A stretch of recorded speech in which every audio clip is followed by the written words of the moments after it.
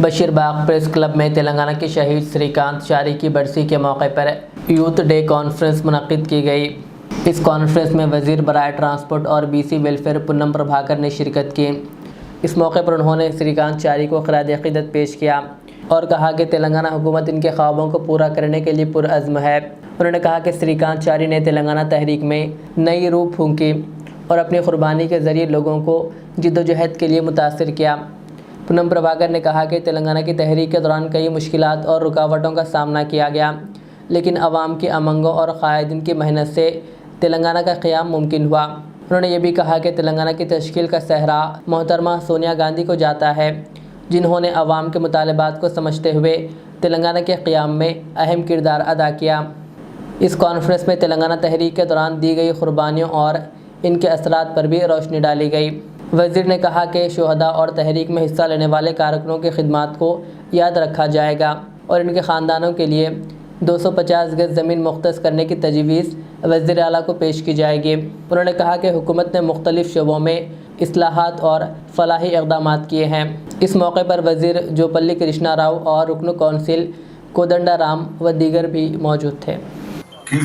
తెలంగాణ ఉద్యమకారుడు తెలంగాణ ఉద్యమం కొరకు ప్రాణాలు అర్పించినటువంటి శ్రీకాంతాచారి గారి వర్ధంతి సందర్భంగా నివాళులు అర్పించడానికి చేసినటువంటి తెలంగాణ ఉద్యమకారుడు తొలి దశలో కొండా లక్ష్మణ్ బాపూజీ గారు మంత్రి పదవికి రాజీనామా చేస్తే మలి దశలో అధికారం నుంచి మంత్రిగా రాజీనామా చేసినటువంటి పెద్దలు జూపల్లి కృష్ణారావు గారు ఆనాడు జాయింట్ యాక్షన్ కమిటీ నాయకుడిగా ఉద్యమకారుడిగా ఢిల్లీ వచ్చినప్పుడల్లా అన్ని రకాలుగా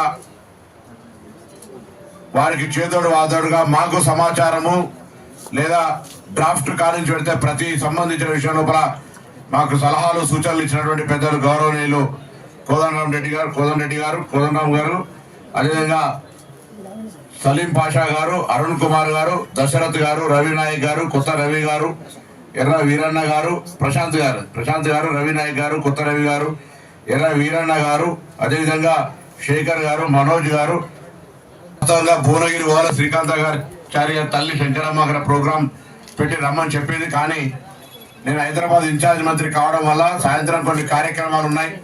వాస్తవంగా కరీంనగర్ పోయేటప్పుడు కూడా ఆ ప్రోగ్రాం క్యాన్సిల్ చేసుకొని ఇక్కడ ఉండాల్సి వచ్చింది. కాబట్టి అక్కడ రాలేకపోతున్నా ఆ తల్లికి సందర్భంగా వందనాలు నమస్కారాలు తెలియజేస్తూ తప్పకుండా శ్రీకాంతాచారి ఆశయాలను తెలంగాణ ప్రజాప్రభుత్వ ఆధ్వర్యం లోపల తీసుకుపోతామనేటువంటి మాటను కూడా ఈ సందర్భంగా ఆ తల్లికి ఇక్కడి నుంచే నమస్కారం తెలియజేస్తా ఉన్నాను.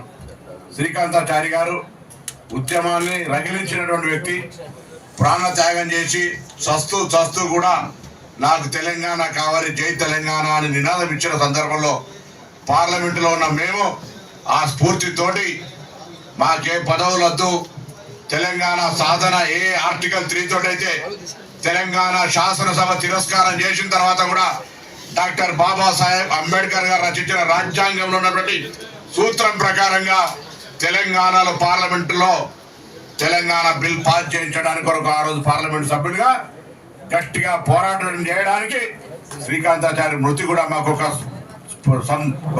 స్ఫూర్తి అనే మాట సందర్భంగా మనం చేస్తా ఉన్నాను.